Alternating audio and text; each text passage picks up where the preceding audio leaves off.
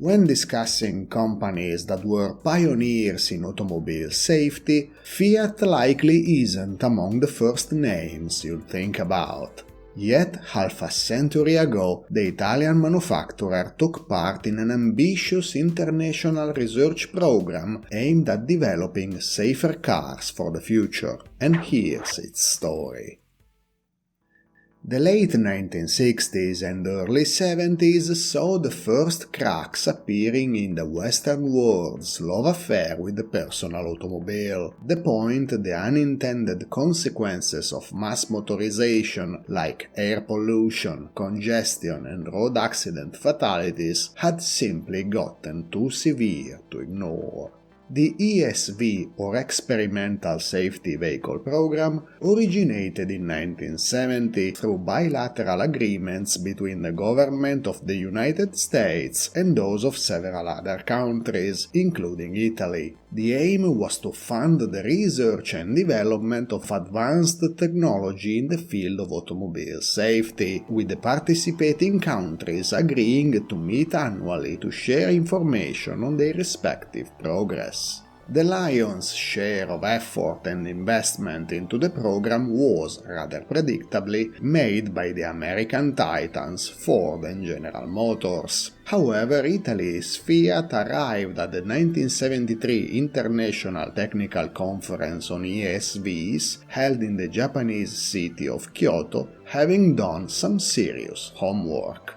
About 4.5 billion Italian lire, roughly equivalent to 35 million euros today, went into the design, construction and subsequent destruction in various crash tests of 47 examples of 3 innovative vehicle designs, each named after its target weight in pounds, but none capable of winning a beauty contest.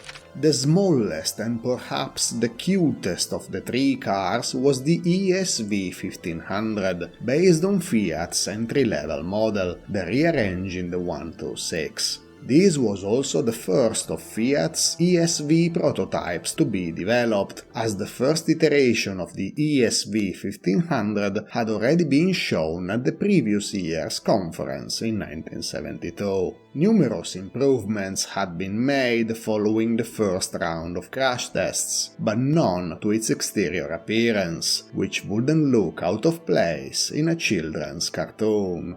The protective bars in the doors, the reinforcements in the front and rear of the body, and the sturdy structure created to protect the passenger compartment in the event of a rollover added a whopping 50% of the base car's weight and 43% to its production costs. The mid-sized ESV 2000 was a hatchback based on the Fiat 128's engine and running gear, save from a redesigned fuel tank and cooling system. Even though it may not seem like it at first glance, Fiat's stylists were also involved in creating the ESV 2000, in a genuine yet ultimately fruitless effort to balance safety objectives and aesthetics. Much like the smaller 1500 prototype, the ESV 2000 was considerably larger than the production car it was based on, 10% in length, 6% in width and 4% in height, respectively.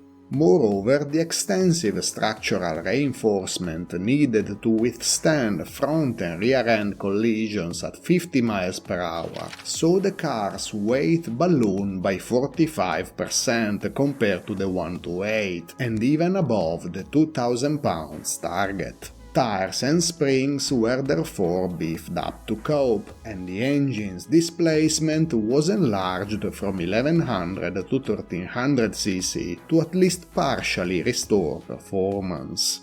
But the largest and heaviest of Fiat's ESV prototypes was based on the rear-wheel drive powertrain of the Fiat 124 sedan.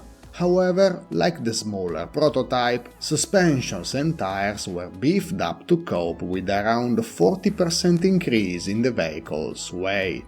The standard 1200cc engine from the 124 was enlarged to 1450cc, and the radiator and fuel tank were redesigned. The huge bumpers alone resulted in a lengthening of the body by around 8%, yet the ESV 2500 probably is the best looking of the trio, sporting a decidedly more modern and rounded look than the boxy 124 it was based on. Fiat's technical presentation from 1973 ends on a rather somber tone, highlighting the heavy penalties in cost, size and weight needed to achieve the ESV program's targets, especially concerning the small cars then prevalent in the Italian market.